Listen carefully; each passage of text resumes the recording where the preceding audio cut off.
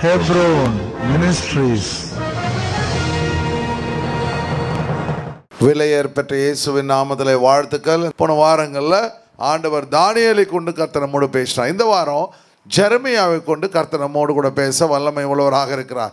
Jeremiah ஒரு அருமையான prophet, ஒரு தீர்க்கதரிசி. அந்த தீர்க்கதரிசி ஆண்டவர் அவனை ஊழியத்திற்கென்று வல்லமையாய் அழைக்கின்றார். தேவனுடைய திட்டங்களும் தயவுகளும் ஆசீர்வாதங்களும் கர்த்தர் அவன் மேலே வைத்திருக்கின்றார். பிறக்கும் பொழுதே தேவனுடைய ஊழியத்திற்கென்று அவனை அழைக்கின்றார்.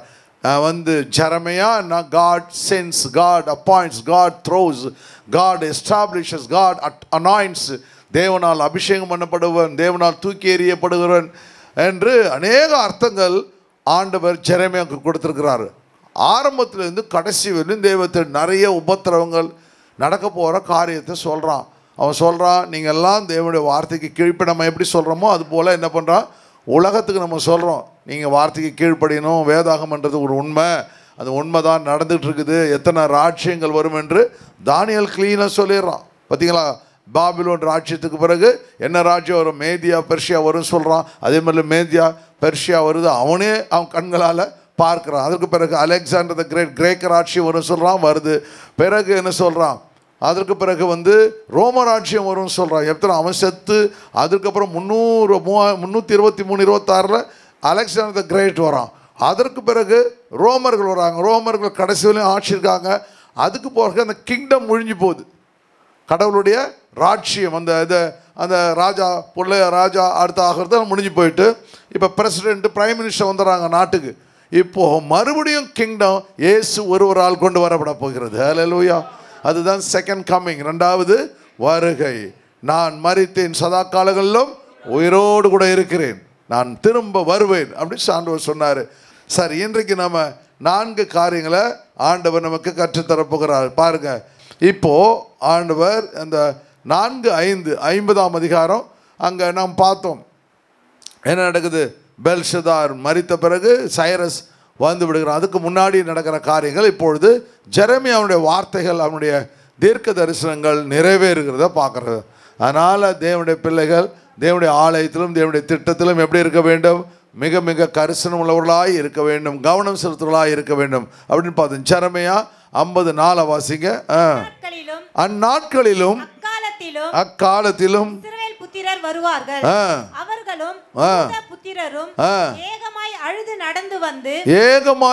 நடந்து வந்து தங்கள் தேவனாகிய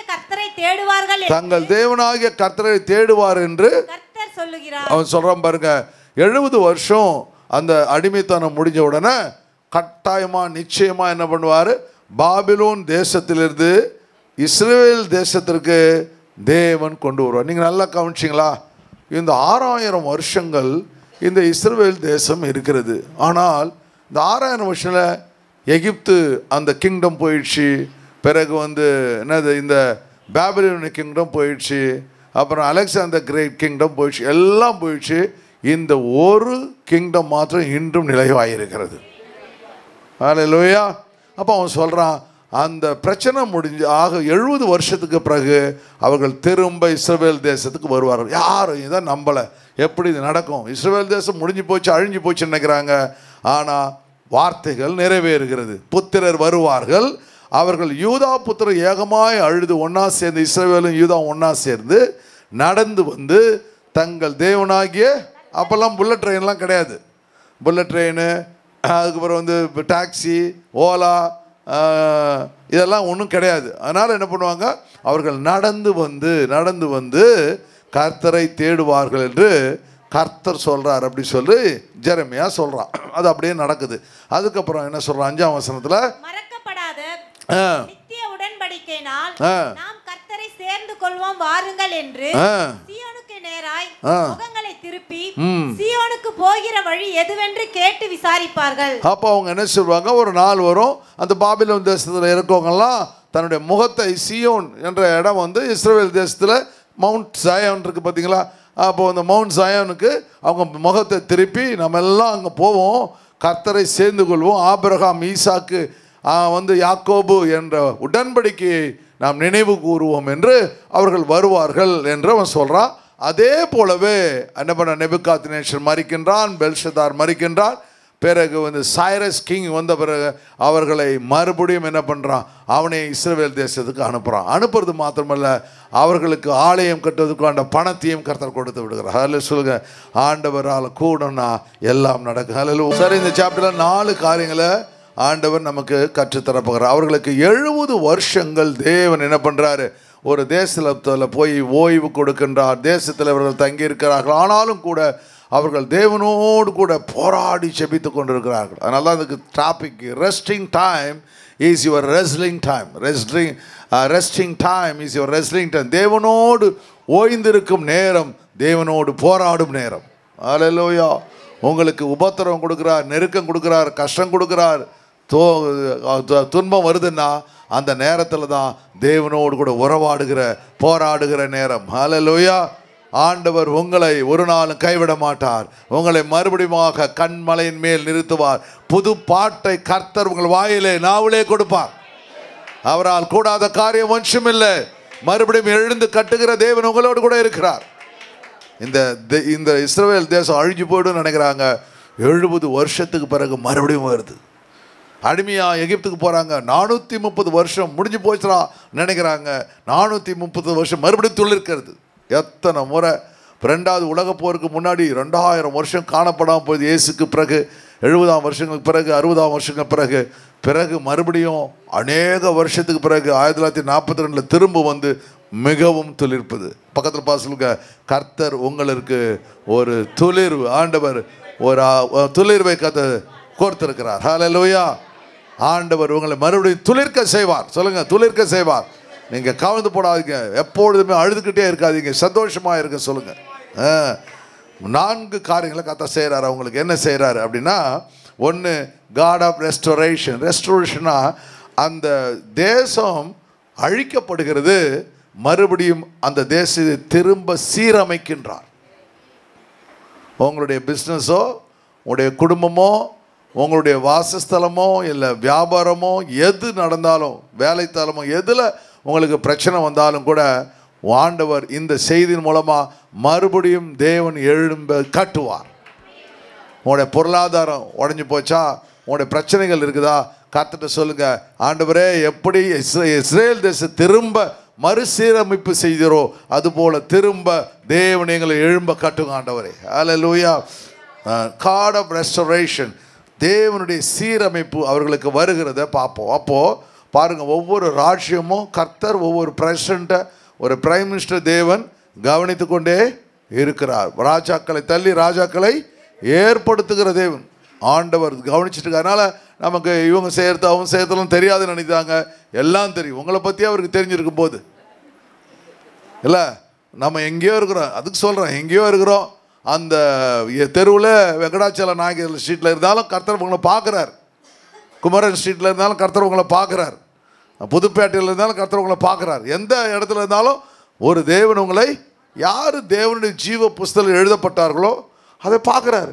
நீங்கள் இப்போ டிராஃபிக்கில் போயிட்டு ரெட்டு போட்டிருக்கோம், டக்குன்னு பண்ண அவன் சொல்லுவான், பிடின்னு நிற்பான் பாருங்கள். டக்குன்னு என்ன பண்ணுமே லைசன்ஸ் இருக்கான்னு கேட்கறது நிற்பான். நீங்கள் என்ன பண்ணுவீங்க, டக்குன்னு அப்படி காமிச்சிட்டு போயிடுவீங்க. பின்னாடி டக்குன்னு ஃபோட்டோ எடுப்பான். கதைக்கு உங்களுக்கு மாட்டிக்கிறீங்களே. அப்போ முன்னாடியே நீங்கள் ரிஜிஸ்டர் பண்ணிட்டீங்க, அதனால தான் மாட்டிக்கிறீங்க. அதே போல் பரலோகத்தை ரிஜிஸ்டர் பண்ணி மாட்டிப்பீங்க. அதனால் தப்பிச்சு போகணுன்னு நினைக்காதீங்க. உங்களை பரலோகம் சிசி கேமரா மேலே கவனித்து கொண்டு இருக்கிறது. உங்களுக்கு ஃபைன் வரும், அதில் தபாலில் வரும், இங்கே வேற மாதிரி வரும். மறுசீரமைப்பு சொல்லுங்க, மறுசீரமைப்பு. 2வது அவன் சொல்கிறான், ஜெரேமியா உன்னை திரும்ப அவர் கட்டுவார், திரும்ப உன்னை சீரமைப்பார், மறுபடியும் நீங்கள் வருவீங்க அப்படி சொல்கிறான். 2வது சொல்கிறான், உங்கள் பாவங்கள்லாம் அவர் மன்னிச்சிட்டாரு. என்னென்னலாம் நீங்கள் எருசலேமில் இருந்தபொழுது, ஜெருசலேமில் இருந்து இஸ்ரேலில் இருந்து நீங்கள் செஞ்சீங்களோ அவற்றை எல்லாம் மன்னித்து விட்டார். இது 70 வருஷங்கள் என்ன பண்ணுறாங்க, எருசலேமில் இருந்து ஆண்டவர்கிட்ட காதறி அழறாங்க. இந்த தானியேல் என்ன பண்ணுறான், இரவு 3 வேளையும் ஜெபிக்கின்றான். தேசம் ஜெபிக்கிறது, கர்த்தர் எல்லாவற்றையும் மன்னித்து விடுகிறார். நம்முடைய வாழ்க்கையில் எது நடந்தாலும் உன்னை அரவணைக்கிற ஒரு தகப்பன் உன்னோடு கூட இருக்கிறார். அவர் உன்னை ஒரு நாளும் கைவிடவே மாட்டார். 3வது காரியம், காட் ஆஃப் அகாமடேஷன். அவர்கள் இழந்து போனார்கள், வீடுகளை இழந்து போயிட்டாங்க, தன்னுடைய வயல் நிலங்களை இழந்து போட்டாங்க, ஒலிவத்தோப்புகளை இழந்து போயிட்டாங்க, தன்னுடைய பிஸ்னஸ்ஸு, நம்முடைய வேலை ஸ்தலம் எல்லாத்தையும் இழந்து போட்டாங்க. காடா மறுபடியும் அவருடைய குடியேற்றப்படுகிறார். புதுமனை புகுவிழா போல மறுபடியும் என்ன பண்ணுறாரு?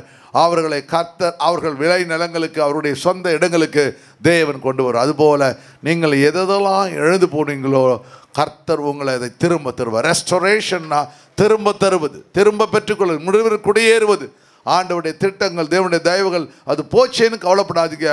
அதை பார்க்கலும் பெரிய காரியங்களை கர்த்தர் உங்களுக்கு செய்ய வல்லமை உள்ளவராக இருக்கிறார். ஹல்லேலூயா. தேவனால கூடாத காரியம் ஒன்றுமில்லை. பெரிய காரியங்களை செய்கிற தேவன். நான்காவது, காட் ஆஃப் சாட்டிஸ்ஃபேக்ஷன். அவன் சொல்கிறான், மறுபடியும் நாலாவது காரியம் ஜெரமியா சொல்கிறான், உங்களுக்கு ஒரு மன நிறைவை கர்த்தர் கொடுப்பார். மறுபடியும் நீங்கள் எருசலேமுக்கு திரும்பி வந்து நீங்கள் சந்தோஷமாய் இருப்பீர்கள் என்று ஆண்டவர் சொல்வது போல கர்த்தர் நமக்கு ஒரு மன நிறைவை கர்த்தர் கொடுப்பார். எதெல்லாம் எழுந்து போனோமோ அவற்றையெல்லாம் தேவன் செய்ய வல்லமை உள்ளவராக இருக்கின்றார். ஒரு சேயிங்ஸ் இருக்குது, ஒரு கோட் இருக்குது, a bird never wants a cage, a bird never wants a cage, a bird never wants a cage. பறவை ஒருபோதும் சிறையிருப்பை விரும்புவதில்லை. எந்த பறவையாக கூண்டில் அடித்தா அதுக்கு பிடிக்குமா? பரவாயில்ல பாட்டு பாட்டு உட்காந்துருக்குமா? எப்போ பறந்து போகலான்னு நினைக்கும். அதுபோல் கர்த்தர் உங்களுக்கு ஒரு விடுதலையின் வாழ்க்கையை வைத்திருக்கிறார். உங்களை யாரும் சிறைப்படுத்திக் கொள்வதில்லை. பிசாசோ யாருமே உங்களை சிறைப்படுத்துவதில்லை. கர்த்தர் உங்களுக்கு ஒரு விடுதலையின் வாழ்க்கையை கர்த்தர் வச்சிருக்கிறார். ஹல்லேலூயா. அங்கே பார்க்கின்றோம், அவர்கள் என்ன பண்ணுவானா, அழுது நடந்து வந்து என்ன பண்ணுவாரா, போகிற வழி எது என்று கேட்டு அவர்கள் விசாரித்து வருவார்கள் என்று வாசிக்கிறோம். அப்போ நேபுகாத்நேச்சார் ஆண்டவர் அவனை உயர்த்துகிறார், பெரிய ராஜாவாக்குறார், அவனுடைய காரியங்களை கர்த்தர் ஆசீர்வதிக்கின்றார். அவன் என்ன பண்ணுறான், எந்த மக்கள் தவறுகளை செய்தவோ அதே தவறுகளை அவன் செய்கின்றான். பிறகு என்ன பண்ணுறான், அநேக பேரை வந்து என்ன பண்ணால் தன்னுடைய வழியில் போக நினைக்கின்றான். பிறகு கர்த்தர் அவனை பனிஷ் பண்ணுறாரு. அவன் தேவனை ஏற்றுக்கொள்ளலாம், தேவனை குறித்து அவன் பெருமையாய் காரியங்களை செய்கின்றான். இதெல்லாம் நம்ம வேதாகமத்தில் தானியேல் புத்தகத்தில் வாசிக்கின்றோம். ஆண்டுடைய திட்டங்களும் தேவனும் தயவுகளும் அங்கே இருக்கிறத பார்க்க. 70 வருஷங்கள் ஏன் அப்படின்னு பார்க்கும்பொழுது தியாலஜின்ஸ், அதாவது வேத வல்லுநர்கள் சொல்கிறாங்க, அந்த இஸ்ரவேல் புத்திரர்கள் 7ன்னா கம்ப்ளீஷன் நம்பர். அதாவது கம்ப்ளீஷன்னா அவன் வந்து முழுமையான நம்பர், கம்ப்ளீஷன் நம்பர். நீங்கள் இந்த இஸ்ரவேல் ஜனங்கள் எகிப்துக்கு போகும்பொழுது 430 வருஷங்கள். அது ஏன் பாஸ்டர் இது 70, அது ஏன் பாஸ்டர் 430ன்னு கேட்பீங்க. 430 எதுக்குன்னா, அந்த தேசத்தை அவர்களுக்கு தேவன் கொடுக்க வேண்டும் என்றால் அவர்கள் தவறுகளை செய்ய வேண்டும். அவர்கள் தவறுகளை யார் செய்யணும்? கானானியர்கள். கானான் தேசத்தை தான் தேவன் என்ன பண்ணுறார், எடுத்து இஸ்ரவேல் கொடுக்குறார். அப்போ அவர்கள் ஒரு குற்றவாளி வந்து மரண தண்டனை விதிக்கப்படும் வரை அவன் என்ன பண்ணும், குற்றங்கள் செய்தால் மரண தண்டனை கிடைக்கும். இல்லைனா என்ன பண்ண 3 மாதம் ஜெயிலிட்டு வெளியில் விட்டுருவாங்க. அதுபோல் அவர்கள் 430 வருஷங்கள். அதனால தான் ஆண்டவர் சொல்கிறாரு, எமோரியருடைய பாவங்கள் இன்னும் நிறைவாகவில்லை. இப்போ 430 வருஷங்கள் தேவன் காத்திருக்கிறார். அவர்கள் தவறுகள் செய்தவுடன் தண்டித்து அந்த தண்டனைக்கு தக்கதாய் கானானியர்களுடைய தேசத்தை தேவன் இஸ்ரவேலுக்கு கொடுத்து விடுகிறார். அதுபோல் ஆனால் இங்கே தேசத்தை முன்னாடியே கொடுத்துட்டாரு. கொடுத்த உடனே அவர்கள் தவறுகளை செய்கிறார்கள். அவருடைய கம்ப்ளீஷன் 7 கம்ப்ளீஷன் நம்பர். பிறகு ஒருத்தர் வேதவன் சொல்கிறாங்க, 10 கற்பனைகள் ஒன்றுக்கும் அவர்கள் கீழ்ப்படியவில்லை. முதல் கற்பனையிலேருந்து 10 கற்பனை, 10 × 7 70 வருஷம் அப்படின்னு ஒரு கணக்கு. அதுக்கப்புறம் 3வது காரியம் என்ன, கானானுடைய தெய்வங்கள் 70 தெய்வங்கள். அந்த 70 தெய்வங்கள் தேவனை விட்டு அவர்கள் வழிபடுகிறார்கள். அதனால் இந்த பனிஷ்மெண்ட்டுன்னு அதில் போடப்பட்டிருக்கு. இப்படி இத்தனை காரியங்களுக்காக தேவன் 70 என்ற நம்பரை அங்கே குறிப்பிடுகிறத பார்க்க முடிகிறது. ஆண்டுடைய திட்டங்கள். அதே போல் இந்த அருமையான தானியேல் அங்கே கொண்டு செல்லப்படுகிறான். கரெக்டாக 70 வருஷங்கள் அவன் அங்கே இருக்கின்றான். 70 வருஷங்கள் பிறகு அவன் முழுமையாய் அங்கே மரித்து விடுகின்றான். அவன் திருப்பி இங்கே வந்து கொண்டு வந்து போச்சாங்களா என்னன்னு தெரியாது. அவனை பற்றி ஹிஸ்ட்ரி இல்லை. ஆனால் ஜெரமியா பற்றி ஹிஸ்ட்ரி இருக்குது. ஜெரமியா என்ன பண்ணுறான், பயங்கர உபத்திரப்படுத்தப்படுகிறான். அவனுக்கு வந்து கழுத்தில் வந்து இந்த கட்டையை போட்டு அவனை என்ன பண்ணுறாங்க, அவனுக்கு பனிஷ்மெண்ட் கொடுக்குறாங்க. பிறகு கிணத்துல தூக்கி போட்டுடுறாங்க. பிறகு அவனே சொல்கிறான், என்னால் இதை தாங்க முடியல, என்னை எகிப்துக்கு அனுப்பிச்சுன்னு சொல்கிறான். அவனுடைய வார்த்தையின் பிரகாரம் எகிப்திற்கு பிறகு அவன் கல்லெறிந்துப்பட்டு மறுக்கின்றான். ஆக தேவனுடைய பிள்ளைகளை தேவன் வழி நடத்துகிறார். எத்தனை பேர் உணர்றீங்க? நீங்கள் ஆண்டவர்கிட்ட கொடுத்துன்னு இப்போது நமக்கு வந்து வந்து என்னது ஒரு ஒரு லைசன்ஸ் எடுத்தீங்கன்னா இல்லை ஒரு பிரஜையாதினா இப்படி தான் நடக்க வேண்டும் என்று அந்த தேசம் உங்களை வழி நடத்துது. இப்போ இந்த 3 தேசங்கள் இருக்குது. அந்த தேசங்கள் என்ன பண்ணுறாங்க, இந்த இதை தவிர வேறு எதையும் படிக்கக்கூடாதுன்னு சொல்கிறாங்க பாருங்கள். அவங்களுக்கு தண்டனைக்குள்ளாகும். அதுபோல் இந்த வேதாகமத்தை கற்றுக்கொண்ட பிள்ளைகளுக்கு கர்த்தர் சட்ட திட்டங்களை வைத்திருக்கிறார். ஹல்லேலூயா. அப்போ இந்த சட்ட திட்டங்களை நாம் கை கொண்டாதான் அவருடைய ராஜ்யத்தில் நாம் வாழ முடியும் என்பதை நாம் உணர்ந்து கொள்ள வேண்டும். அவனுடைய கரக்கம். அப்போ என்ன தவறுகளை செய்தார்கள் என்று ஜெரமியா 25ஆம் அதிகாரத்தில் சொல்றான் பாருங்க.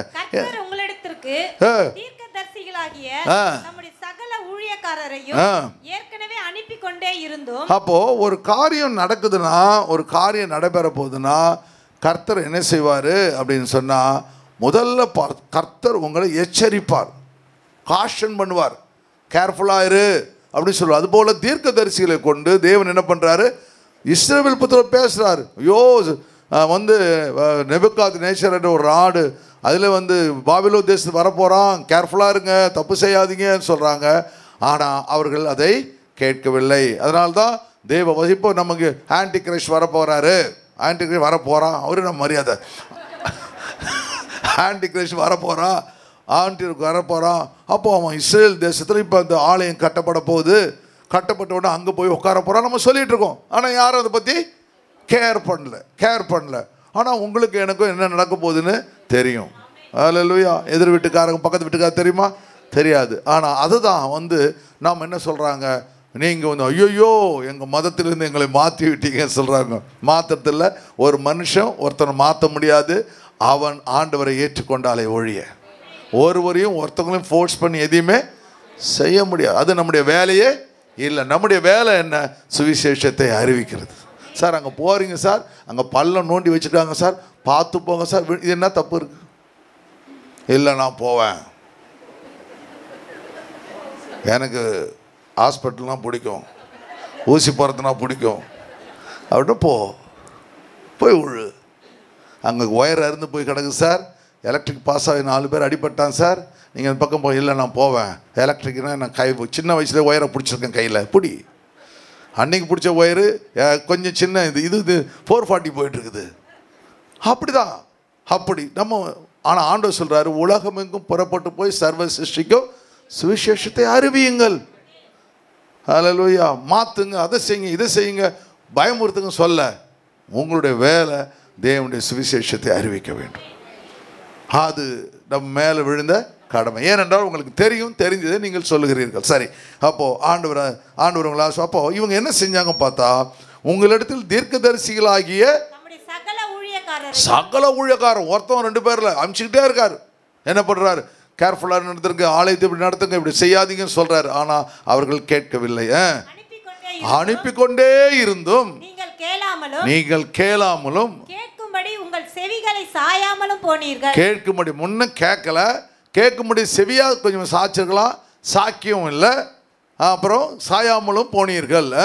அவர்களை கொண்டு அவர் உங்களில் அவனவன் தன் பொல்லாத வழியையும் உங்கள் கிரியைகளின் பொல்லாப்பையும் விட்டு திரும்பி கர்த்தர் உங்களுக்கும் உங்கள் பிதாக்களுக்கும் கொடுத்த தேசத்திலே சதா காலமும் குடியிருந்து. பாருங்க, அவங்க கேட்கல, தன் செவியை சாய்க்கல. சில சமயத்தில் சர்ச்சில் உட்காந்துருப்போம், ஆனால் நம்ம பார்த்துட்டு இருப்போம், நமக்கு நான் நினச்சிப்போம் நீங்கள் கேட்டுட்டு இருக்கீங்க, உங்கள் மனசு வேறு எங்கே இருக்கும் பாருங்கள்.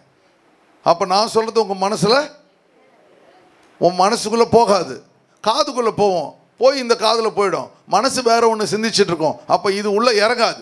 மனசில் இறங்கினா தான் ரெக்கார்ட் ஆகும், காதில் இறங்கினா எப்படி ரெக்கார்ட் ஆகும்? ரெக்கார்ட் ஆகுது. அதுபோல் அவர்கள் கேட்கல, செவியை சாய்க்கல. பிறகு என்ன பண்ண, செவியை சாய்க்க பொல்லாத வழி, அவங்களுடைய செய்கைகளை விட்டு அவர்கள் மனம் திரும்பவில்லை. கிரியைகளை விட்டு, பொல்லாத கிரியைகளுடைய எதை தவறுகள் செய்தானோ அதை விட்டு அவர்கள் மனம் திரும்பவில்லை. ஆண்டவர் சொல்றாரு, என்னை என்று வேறே தேவர்கள் உருவாக்க வேணாம் சொல்றாரு. அவர்கள் என்ன பண்றாங்க, அவர்கள் பின்பற்றுகிறார்கள். அவர்களை பணியாமல் இருந்து நான் உங்களுக்கு தீமை செய்யாதபடி உங்கள் கைகளின் செய்கைகளால் எனக்கு கோபம் உண்டாக்காமலும் இருங்கள் என்று சொல்லி அனுப்பினேன். ஹல்லேலூயா. இவ்வளோ காரியங்களை அவர்கள் என்ன பண்றாங்க, அவர்கள் தேவனுடைய வார்த்தைக்கு செவி சாய்க்காதனால கர்த்தர் என்ன பண்றாரு, அவர்களை அடிமைத்தனத்துக்கு விட்டு கொடுக்கிறார். ஹல்லேலூயா. அப்போ ஆண்டவருடைய வார்த்தைகளுக்கு நாம் செவி சாய்த்து அப்படியே சமூகத்தில் இருக்கும் பொழுது நம்மை விடுதலை கொடுக்கிற ஒரு தேவன் நம்மோடு கூட இருக்கிறார். அல்லேலூயா. ஆண்டவர் தேவன் பரிசுத்தாவியானவர் நல்லவர். சொல்லுங்க, என் ஆண்டவர் நல்லவர், எனக்கு எப்பொழுது நன்மையை செய்கிற தேவன். அப்போ ஆண்டவர் செய்கிறார் ரெஸ்டோரேஷன், மறுபடியும் மறுசீரமைப்பு செய்கிறார். இவங்க தேவனுடைய சமூகத்தை தாழ்த்தும் பொழுது ஆண்டவர் மறுபடியும் அவர்களை மாற்றி விடுகிறார். எந்த வியாதி இருந்தாலும், இப்போ நிறைய பேர் பாருங்கள் நம்முடைய சர்ச்சில் பார்த்தீங்கன்னா எவ்வளோ மிரக்கல் அற்புதம் நடைப்பு. பார்த்தீங்கன்னா 3 பேர் வந்து ஆண்டவர் அற்புதத்தை செஞ்சாங்க. ஒருத்தவங்களுக்கு ஆட்டோ வந்து இடிச்சிருக்கு, ஒருத்தவங்க லாரி வந்து இடிச்சிருக்குது. அப்புறம் என்ன, மெடிக்கல் ஷீட்டு கிடச்சிருக்குது. அப்புறம் அவ்வளோ தானா, இன்னொன்று அவ்வளோ தான், 2 3 இல்லை. அப்போ 3 காரியம், 15 நிமிஷத்தில் 3 காரியங்கள். ஆண்டவர் உங்களை ஆஸ்வதிக்க வல்லமை உள்ளவராக இருக்கிறார். எவ்வளோ பெரிய அற்புதங்கள் தேவன். 1 நிமிஷம் அப்படின்னா என்னென்னமோ நடந்துடும். ஆனாலும் கர்த்தர் உங்களை பாதுகாத்து கொண்டார். அந்த ஃபோர்ஸ் ஒன் ரொம்ப ரொம்ப ஜாக்கிரதையாக இருக்கணும். நான் சிஆர்ஆ கார் வச்சுருக்கும் பொழுது ஒரு ஆள் எனக்கு மந்திரம் பண்ணுறான். எனக்கு மந்திரம் பண்ணுறான். எப்படி மந்திரம் பண்ணுறான் அப்படின்னு சொன்னால், என் காரு நின்ன இடத்துல வந்து சுற்றி வந்து அவன் வந்து மந்திரம் பண்ணுறான். நான் கார் எடுத்துகிட்டு போயிட்ட உடனே மந்திரம் பண்ணுறான். அப்போது ஆண்டவர்கிட்ட கேட்குறேன். ஆண்டோட முதல்ல ஒரு ஆக்ஷன் நடந்துச்சு அந்த வண்டியில். அப்போ நடந்த உடனே எனக்கு டவுட் வந்து போச்சு, ஏன்டா வந்து இந்த ஆக்ஷன் நடக்குது அப்படின்னு சொல்லிட்டு ஆண்டவர்கிட்ட ஜெபத்தில் கேட்குறேன், ஏன் ஆண்டவரே இது நடக்குது அப்படின்னு கேட்டால், ஆண்டவர் சொல்கிறாரு இன்னும் 2 இருக்குப்பா, 1 தான் முடிஞ்சிருக்கு, இன்னும் 2 இருக்குது அப்படின்னு சொல்கிறார். இன்னும் 2 இருக்கா, 1 தான் முடிஞ்சிச்சா, இன்னும் 2 இருக்குதா, எப்படி ஆண்டவரே அப்படின்னு. இன்னும் 2 நடக்கும். அப்போ அவன்கிட்ட கேட்டேன், யார் இதை செய்கிறா அப்படி சொன்னோன்னே அந்த ஆளை கரெக்டாக காமிக்கிறார். அவன் சுற்றி வரான். எனக்கு தெரிஞ்ச ஆள் தான், என் கூட ரொம்ப அன்பாக இருக்கிற ஆள் தான், அவன் தான் செஞ்சான். ஆனால் கரெக்டாக காமிக்கிறேன். எனக்கு அப்படியே ஷாக் ஆகி போச்சு. இன்னும் 2 இருக்குதுன்னு நினச்சின்னு முடிஞ்சிட்டேன். நான் ஒரு இடத்துக்கு போயிட்டு வரேன். அப்போது அடுத்தது நடக்க போகுது. நான் ஓட்டும்பொழுது பார்த்து ஓட்டுறேன். டிரைவரும் வச்சு கரெக்டாக சொல்லி பார்த்துறேன், இன்னும் 2 இருக்குன்னு ஆண்டவர் சொல்கிறாரா, 2 இருக்கு சொல்லிட்டு தான் சொல்கிறேன் அப்படியே போடுறேன். அப்புறம் என்ன பண்ணால், ஒரு இடத்துக்கு நான் போயிட்டு வந்துட்டு அப்போது காஃபி சாப்பிட்ணுன்னு சொல்லிட்டு அப்போ வந்து நான் என்ன பண்ணேன், காரை நிறுத்த சொல்கிறேன். அப்போ இன்னும் 2 இருக்குதுன்னு சொல்லிட்டு, அப்போ காரை ஓரமாக நிறுத்துப்பா அப்படின்னு அந்த ரோடை விட்டு இறங்கி ஒரு 5 அடி தள்ளி காரை நிறுத்துகிறேன். கரெக்டாக வந்து அந்த என்னது பல்லவன் டிரான்ஸ்போர்ட் இருக்குதா, கரெக்டாக பின்னாடி வந்து அடித்தான் பாரு, டபால். அப்புறம் அடிச்சிட்ட உடனே தருக்குன்னு ஓடி போய் அங்கே இருக்கிறவங்க கத்தனை உடனே போய் பிடிச்சிட்டா அது வந்து அந்த அவசரத்துக்கு போட்ட டிரைவரா, இந்த இவனுங்க என்னது வந்து போட்ட டிரைவரான் கரெக்டாக. அப்புறம் நினச்சி இன்னும் 1 இருக்குது போல இது. அப்போ பார்த்தீங்களா எவ்வளோ அக்குரேட்டாக, அவ்வளோ பெரிய கடவுள் உங்களோட கூட இருக்கிறார். ஒரு பவர்ஃபுல் கடவுள் நடக்க போகிற காரியங்களை உங்களுக்கு அறிவிப்பார். அல்லேலூயா. எத்தனை பேர் உணர்றீங்க அதை? கர்த்தர் உங்களுக்கு எல்லாருக்கும் உங்களுக்கு தெரியும். அதனால் ஆண்டவருடைய சமூகத்தில் எங்கே போனாலும் ஜெபிச்சுட்டு போங்க. கர்த்தர் உங்களுக்கு எல்லா காரியங்களும் செய்ய வல்லமை உள்ளவராக இருக்கிறார். அல்லேலூயா. ரீப்ளேஸ் அப்படின்னா அவர்களை ஒரு சீரமைப்பு பண்ணும் பொழுது என்ன பண்ணுறாங்க, ரீப்ளேஸ் ஆகும். ரீப்ளேஸ்னால் இப்போ கடை இருக்குதுன்னா கடையை மறுபடியும் ரிப்பேர் பண்ணும்போது அதில் உள்ளே இருக்க திங்ஸ் எல்லாம் எடுத்து வச்சுருவாங்க. அம்மா நம்ம பெயிண்ட் அடிக்க போகிறாங்க, இதெல்லாம் எடுத்து வச்சுக்கோமா, பெயிண்ட் போடும் அப்படிங்க. சோஃபாலாம் என்ன பண்ணுங்க, பேப்பர் போட்டு பெட்ஷீட் போட்டு கட்டி வைங்க, பெயிண்ட்லாம் மேலே போடும். மறுசீரமைப்பு, ரிப்பேர் அப்படின்னா ரீப்ளேஸ். என்ன பண்ண மறுபடியும் அது சீரமைப்பு பண்ணும்பொழுது அதில் ஒரு மாற்றங்கள் வருகிறது. 2வது ரெனிவ், உங்களை புதுப்பிக்கிறார். அந்த மக்களை கொண்டு போய் இந்த ரெஸ்ட் டைமில் 70 வருஷங்கள் அவர்கள் வந்து இன்னொரு ராஜா கையில் அவர்கள் இருக்கிறாங்க. தன் சொந்த தேசத்தை விட்டு விடுகிறார்கள். தன்னுடைய பிள்ளைகளை ஒரு சில பேர் பிள்ளைகளோடு அவங்க கொடுத்துட்டு போகுது, அடிமையாக கொண்டு போகிறான். யாருக்கு பிடிச்சி அவனை மட்டும் கூட மற்றவங்களாம் விட்டுறான். பிறகு நம்ம நிலங்கள் எல்லாத்தையும் விட்டுருக்குறாங்க. ஆண்டவர் மறுபடியும் அதை ஆண்டவனை புதுப்பிக்கிறார். ஹல்லேலூயா. புதுப்பிக்கிறார். அவர்கள் இருதயத்தை புதுப்பிக்கிறார், சிந்தனையை புதுப்பிக்கிறார். நீங்கள் எப்படி முதல்ல ஆண்டவரை அறியாமல் இருந்தீங்க, இயேசுவை அறியாமல் இருந்தீங்க, கர்த்தர் என்ன பண்ணார், தேவாதி தேவன் என்ன பண்ணார், உங்களை கர்த்தர் புதிய இருதயத்தை கர்த்தர் கொடுத்தார்.